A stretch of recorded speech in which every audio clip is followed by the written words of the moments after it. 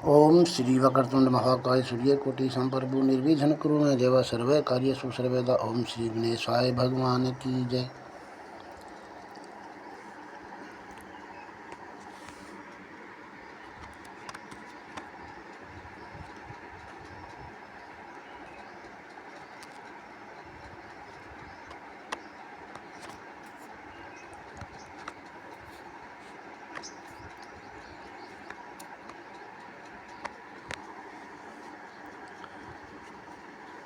श्री भगवान कहते हैं, लक्ष्मी प्रथम अध्याय के माध्यम का उत्तम उपख्यान मैंने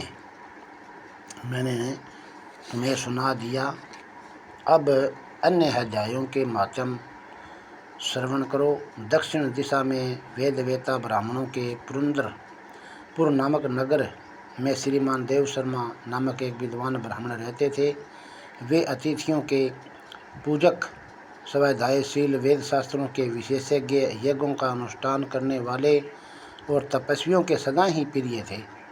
उन्होंने उत्तम द्रव्यों के द्वारा अग्नि में हवन करके दीर्घ काल तक देवताओं को तर्पित किया, किंतु उन धर्मात्मा ब्राह्मण को कभी सदा रहने वाली शांति न मिली।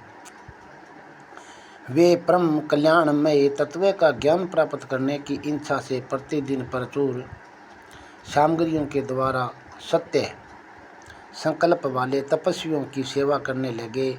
इस प्रकार शुभ आचरण करते हुए उन्हें बहुत समय बीत गया। तदनंतर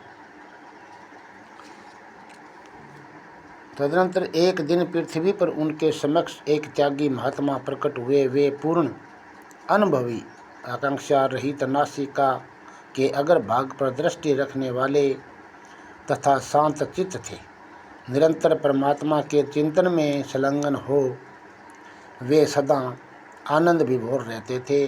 देव शर्मा ने उन नित्य संतुष्ट तपस्वी को शुद्ध भाव से प्रणाम किया और पूछा, महात्मन, मुझे शांतिमय स्थिति कैसे प्राप्त होगी? तब उन आत्मज्ञानी संत ने देव शर्मा को सोपुर ग्राम के निवासी मित्रवान का, जो बकरियों का चारवाहा था, परिचय दिया और कहा, वही तुम्हें उपदेश देगा। यह सुनकर देव शर्मा महात्मा के चरणों की वंदना की और समृद्धिशाली सोपुर ग्राम में पहुंचकर उसके उत्तर भाग में एक विशाल वन देखा। उसी वन में नदी के किनारे एक शिला पर मित्रवान बैठा था। उसके नेत्र आनंदी कैर से निश्चल हो रहे थे। वह अपलक दृष्टि से देख रहा था। वे शतान उसका स्वाभाविक और छोड़कर एकत्रित हुए परस्पर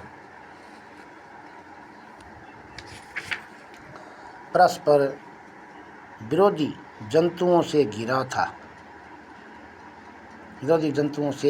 था। वहाँ ऊंधान में मंद मंद वायु चल रही थी। ओम श्री कृष्ण भगवान की जय। श्री वासुदेव भगवान की जय। श्री गणेश भगवान की जय।